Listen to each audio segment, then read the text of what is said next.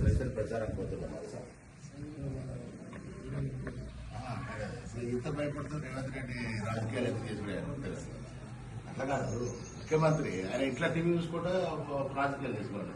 ఇంత భయపడుతూ ఎందుకు రాజకీయాలు? ఇప్పుడు మాకు ఎన్నికల బిజీ ఉంది, మేము ప్రచారం చేసుకోవాలి, ఇట్లా అడ్డుకుంటే ఎట్లా చెప్పండి?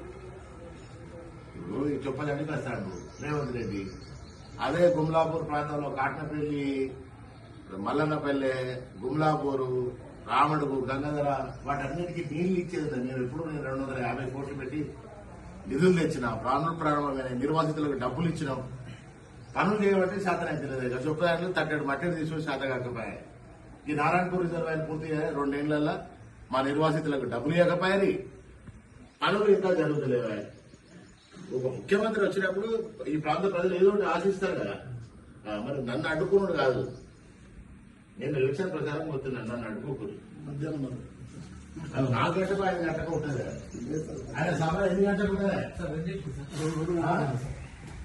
మళ్ళీ గంట సేపు నేను